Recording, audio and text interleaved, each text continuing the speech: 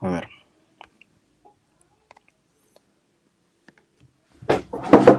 Vamos a, vamos a iniciar con esta clase, que es patología gástrica, ¿ya? Si patología gástrica solo estoy usando solo una clase, es porque hay bastantes datos importantes. Y se los digo desde ya, ¿no? O sea, bastantes datos que les va a servir tanto para patologías como la que vamos a ver hoy día, que es de úlcera péptica, como patologías ya en cuando vean cirugía, ¿no? Cirugía gástrica, gastrectomías, ¿no? El entender el por qué una gastrectomía puede generar anemia, y justo he puesto una pregunta al Lepro también para explicarles eso, ¿no? O sea, qué tipos de anemia y por qué, que es un procedimiento de vagotomía, que lo van a ver, ¿no? Y como les digo, muchas veces llegan en ese momento a cirugía y simplemente es como que memorizar, ¿no? Por ejemplo, qué tipos de úlcera requieren vagotomía y quiénes no, pues, ¿no? Pero si saben desde un principio fisiológico, entender por qué se hace la vagotomía, o sea, por qué algunas cirugías gástricas hacen vagotomía y otras no, que su nombre lo dice vagotomía, es como que seccionar el nervio vago, se entiende todo esto con la anatomía y fisiología, ¿ya? Así que vamos a empezar con la primera pregunta que les puse, que era, a ver, ya, que ¿quién corresponde a la pared inferior del de Winslow, ¿ya? Entonces, el hiato de Winslow es una estructura anatómica que sí deben saber sí o sí porque es la entrada, ¿no? Ya deben saber, es la entrada para lo que es la transcavidad de los epiplones, ¿ya? Que esto obviamente se entra muchas veces cuando hay procesos de peritonitis más que todo peritonitis, ¿no? De que hay inflamación o líquido y se tenga que entrar ahí para drenar, ¿no? O por ejemplo un bilioma, ¿no? Después de un proceso de colecistitis, ¿no? Que puede entrar ahí, ¿no? Entonces es importante saber los límites, pero antes quiero decirles que dentro de embriología el estómago genera dos rotaciones, ya eso siempre deben saber, que es una primera rotación, que es la que ven acá, que es de 90 grados en sentido horizontal, ¿ya? O sea, embriológicamente todo lo que estaba anterior, ¿no? Se va hacia el lado derecho y todo lo que estaba posterior se va hacia el lado izquierdo, ¿no? O, perdón, todo lo que está anterior se va hacia el lado izquierdo, perdón, y lo posterior se va al lado derecho, ¿no? O sea, hace una rotación en 90 grados hacia adelante. Y eso es importante con respecto a la inervación, ¿no? Porque con este dato podemos saber, por ejemplo, que el vago izquierdo, ya lo voy a poner aquí, ya que el vago izquierdo, o sea, el vago izquierdo embriológicamente se encuentra anterior, ¿no? Pero cuando hace esta rotación, como les digo, el vago izquierdo se va a encontrar a la izquierda. Es por eso que el vago izquierdo inerva la cara anterior del estómago, ¿no? Y eso es pregunta de anatomía. Porque el vago izquierdo, es más, o sea, el vago izquierdo pasa por anteriormente por el esófago, ¿ya? Y justo a nivel del estómago es donde se va para el lado izquierdo. Eso es otra cosa que también, para que sepan, ¿no? Si preguntan anatómicamente el vago izquierdo pasa anterior o posterior al esófago, pasa anterior, ¿no? Solo que en la rotación del estómago hace que se vaya hacia la izquierda, pero inerva la cara anterior. Por lo tanto, el vago derecho, ¿no? Inerva la cara posterior, ¿no? Entonces, obviamente, cuando hablamos de vago, estamos hablando del sistema parasimpático, ¿no? Y ya hemos visto claro la diferencia, ustedes ya tienen que tener siempre, cuando vean cualquier nuevo tema, ¿no? O sea, cualquier otra funcionalidad de otro órgano, ya diferenciar esto que siempre hablábamos de que simpático, ¿no? Catecolaminas, es un sistema, ¿no? En el estrés, ¿no? Que a nivel tanto digestivo como urinario va a disminuir los procesos, va a disminuir el peristaltismo, va a disminuir las secreciones, ¿no? Porque se va a querer mantener que no, obviamente el paciente no defeque ni nada. En cambio, el parasimpático es lo contrario. Por lo tanto, por lógica, si yo les digo, por ejemplo, y que hablamos, ¿no? En patología esofágica, el vago, su neurotransmisor va a ser la acetilcolina y obviamente va a generar secreción a nivel del estómago, ¿no? Ya vamos a ver qué secreción genera, pero eso, ¿no? En cambio, en el esfínter esofágico inferior habíamos visto que lo contraía, ¿no?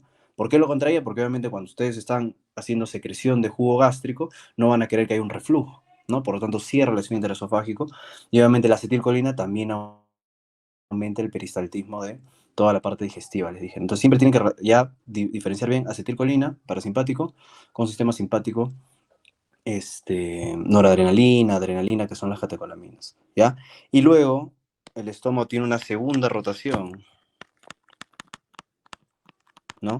Pero que es una rotación ya horaria, en sentido horario, en el plano vertical, ¿ya? Entonces, al final, embriológicamente, el estómago rota 180 grados, ¿ya? Solo que deben saber que tiene una primera rotación que es horizontal y otra que es en plano vertical, ¿listo? Entonces, cuando genera todas esas rotaciones, es que generan esta abertura. Bueno, con las rotaciones es lo que se genera la famosa transcavidad de los epiplones,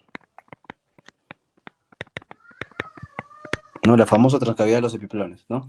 Pero nosotros para entrar a esa transcavidad de los epiplones, por eso les decía, tenemos que saber cuáles son los límites de esta abertura que está acá, ¿no? Que es el famoso guiato de Wieslow.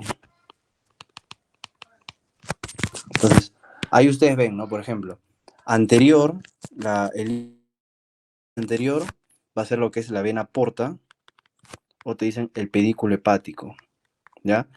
¿Qué es el pedículo hepático? Y también lo tienen que saber, es esa unión, ¿no? Que es, por así decirlo, el ligamento hepatoduodenal, ¿no? Que por ahí transcurre, como habíamos visto, la vía biliar, ¿no? Lo que es el conducto hepático común, la vena porta y lo que es la arteria hepática propia, ¿no? Entonces, eso es importante porque esas tres estructuras están juntas, ¿no? Y es lo que dicen, ¿no? Eso se llama, todos conjuntos, ligamento hepatoduodenal. ¿Por qué se llama ligamento hepatoduodenal? Porque va del hígado ese ligamento hacia la primera porción del duodeno, ¿no? Y contiene esas tres estructuras. Y obvio que es importante porque cuando ustedes vean este traumatismo, por ejemplo, hepático, ¿ya? Y se tenga que detener sangrado, hay una maniobra que hace que tú secciones, o no secciones, o sea, porque obviamente no lo vas a cortar, sino que ligues, por así decirlo, y generes una hemostasia para que se detenga el flujo, ¿ya? Entonces cuando te dicen, ¿cómo se llama esa maniobra? Donde ¿cómo se llama? Se disminuye el flujo a nivel del ligamento hepatoduodenal, eso se llama maniobra de Pringle, ¿ya? Entonces, eso también, por eso les digo, es un detalle anatómico importante. Entonces, anteriormente está la vena porta, el pedículo hepático. En la parte posterior, atrás, está la vena cava, ¿ya? En la parte superior, vamos a ver que está el hígado, ¿ya? Y en la parte inferior está el duodeno, ¿ya? La primera porción, o si te pueden decir el bulbo duodenal, que ven aquí, ¿no? Son los límites para ver el hiato de Willow, ¿no? Cosa que cuando entras a cavidad, ya más o menos así como les decía el triángulo de Calot, porque todos esos son importantes para nosotros tener una referencia y ver por dónde estamos entrando, ¿ya? Entonces en esta pregunta, ¿no? ¿Cuál era la pared inferior del hiato de Wieslow? Es el duodeno, ¿ya? Vena cava, pared posterior, píloro no es pared, píloro es en sí un esfínter, pero no es pared, y el pedículo hepático que viene a ser el límite anterior, ¿ya? Listo. Aquí sí vamos a ver bastantes cosas importantes, ¿ya? Con respecto a la fisiología gástrica. Mira, acá les puse una imagen de todo lo que son las glándulas, y por eso también tienen que diferenciar, y ahí está el nombre, glándulas oxínticas de células oxínticas, ¿no? Porque cuando nosotros decimos, ¿cómo dividimos al estómago? En glándulas oxínticas, o también llamadas gástricas, ¿ya? Generalmente, ¿dónde están esas glándulas oxínticas gástricas? Están en el fondo y en el cuerpo gástrico, ¿ya? ¿Y cuáles son las glándulas oxínticas? Ahí ya se dividen todos los tipos celulares que hay, ¿no? Por ejemplo, están las células de recubrimiento de superficie,